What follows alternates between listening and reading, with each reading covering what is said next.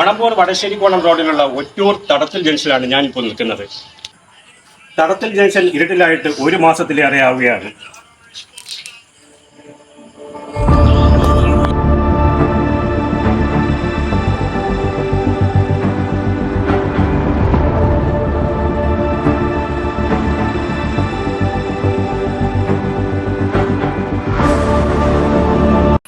കണ്ടിട്ടും കാണാതെ നടിക്കുന്ന അധികാരികളും സംഘടനകളും. ഭരണസിരാകേന്ദ്രം പ്രവർത്തിക്കുന്ന ഒറ്റൂർ പഞ്ചായത്ത് ഓഫീസ്, അതുപോലെ തന്നെ വില്ലേജ് ഓഫീസ്, അതുപോലെ തന്നെ ചരിത്രപ്രസിദ്ധമായ ഒറ്റൂർ ശ്രീകൃഷ്ണ സ്വാമി ക്ഷേത്രത്തിലേക്കുള്ള പ്രധാന കവാടം, കിഴക്ക് വശത്തുള്ള പ്രധാന കവാടം, അതുപോലെ തന്നെ LP UPS എന്നിവയിലേക്കുള്ള പ്രധാന കവാടങ്ങൾ, ഇവിടെ എല്ലാം ഒരു പ്രധാന ജംഗ്ഷനാണ് ഈ തടത്തിൽ ജംഗ്ഷൻ എന്ന് പറയുന്നത്. ഇവിടെ ഈ സ്ട്രീറ്റ് ലൈറ്റ് കത്താതെ ആയിട്ട് ഒരു മാസത്തിലേറെ ആയി കിടക്കുകയാണ്.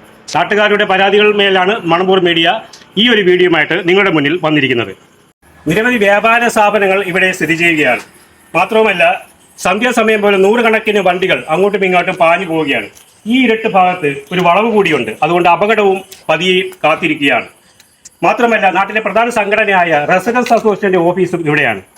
ആ സംഘടന പോലും ഇത് കാണാതെ നടിച്ചു പോവുകയാണ്. ചരിത്രപ്രസിദ്ധമായ ഒറ്റൂർ ശ്രീകൃഷ്ണ സ്വാമി ക്ഷേത്രത്തിൽ സന്ധ്യാസമയത്ത് ദീപാരാധനയ്ക്ക് പോകുന്ന ജനങ്ങൾക്ക് തിരിച്ചു വരുവാൻ വലിയ വിഷമത്തിലാണ്. കാരണം ഇവിടെ ഇരുട്ടായതുകൊണ്ട് വലിയ ബുദ്ധിമുട്ട് ഭക്തജനങ്ങൾക്കും ഉണ്ടാവുകയാണ്. ഇതിന് എത്രയും വേഗം ഒരു ശാശ്വത പരിഹാരം കാണണമെന്നാണ് നാട്ടുകാരുടെ ആവശ്യം. മണമ്പൂർ മീഡിയയ്ക്കൊപ്പം ഞാൻ അനീഷ് വാമൻ.